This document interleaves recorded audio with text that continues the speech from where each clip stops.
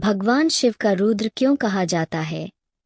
प्रिय मित्र, सत न जानने के कारण अज्ञानी जीव भगवान शिव को शक्ति अर्थात सब कुछ मान लेता है। इसलिए बिना सत जाने मान लेना मूर्खतापूर्ण काम है। इसलिए जीव अज्ञानी है, वरना जीव बहुत उच्च ज्ञानी है। बस विवेक नहीं लगाता सत असत को जानने के लिए, मन से मान लेता है अहंकार में। अहंकार अज्ञान होता है सूक्ष्म रूप में, और मूर्ख होता है जो भी बात मन में आए बिना विचारे रख देना यानी कह देना, मान लेना। आप शरीर अर्थात साकार व निराकार को ईश्वर मान रहे हैं तो ये आपकी गलती है।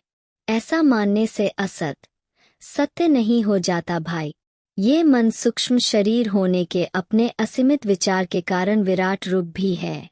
इसलिए मन व तन एक ही है जो नष्ट होते रहते हैं।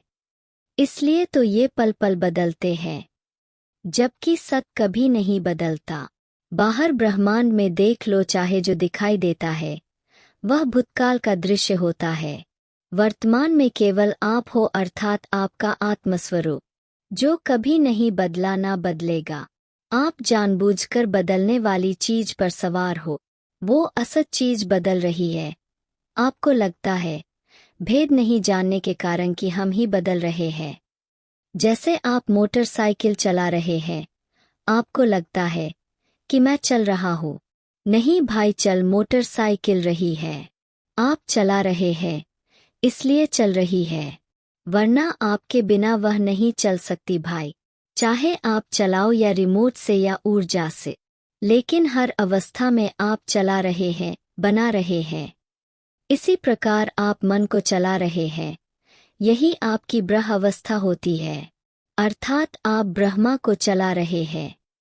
वरना ब्रह्मा भ्रम है, जड़ है। आप सत ज्ञान भेद नहीं होने के कारण मान रहे हैं कि ब्रह्मा ही जीव को चला रहा है। नहीं भाई, ऐसा नहीं है।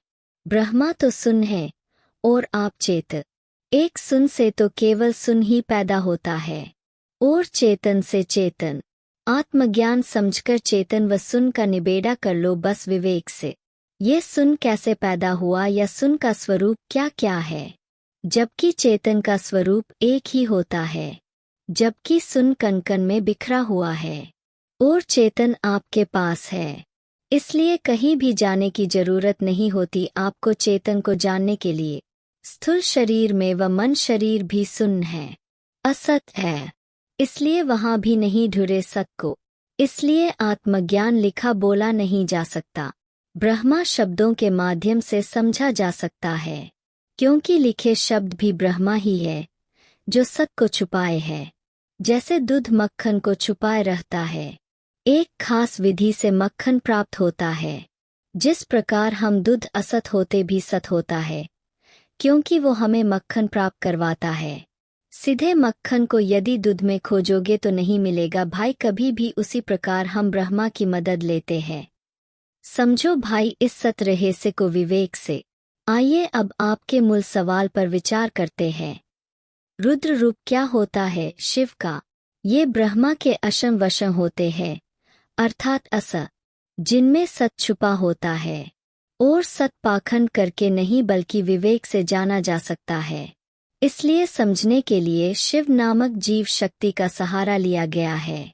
इसी प्रकार तीन शक्तियों के द्वारा हमारे को समझाया जा रहा है, अर्थात तमोगुण शिव व रजोगुण ब्रह्मा और सतोगुण विष्णु जीव शक्ति द्वारा। जीव के उद्धार के लिए रुद्र का मतलब होता है सहारकंग, अर्थात क्रोध बिना परीक्षा लिए मान जाना, भोलापन, नशे में चूर रहना आदि। ये तमोगुण अपनाने के लक्षण हैं। रजोगुण का मतलब है रचना, राजभोग, भ्रम फैलाना, झूठ बोलना आदि। ये रजोगुण अपनाने के लक्षण हैं। सतोगुण मतलब होता है सेवा भाव, अच्छे गुण, त्याग, तप, साधना, शांत स्वभाव आदि। ये सतोगुण अपनाने के लक्षण हैं जीव के। इनको क्रियान्वित करना माया कहलाती है, दृश्य अनुभव रूप में।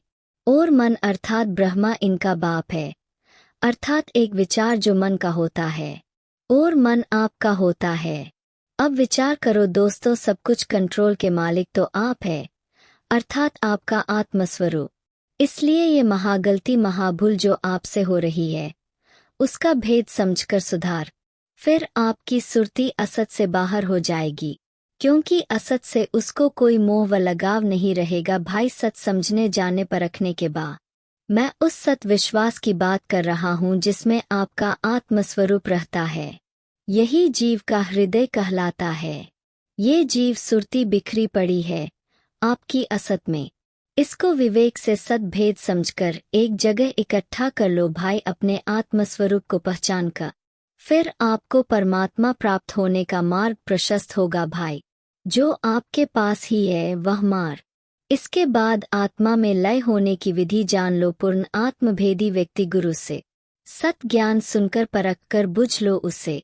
मैंने सत समझाने में अपनी तरफ से कोई कसर नहीं छोड़ी भाई। अगर फिर भी ना समझ आए तो बुझ।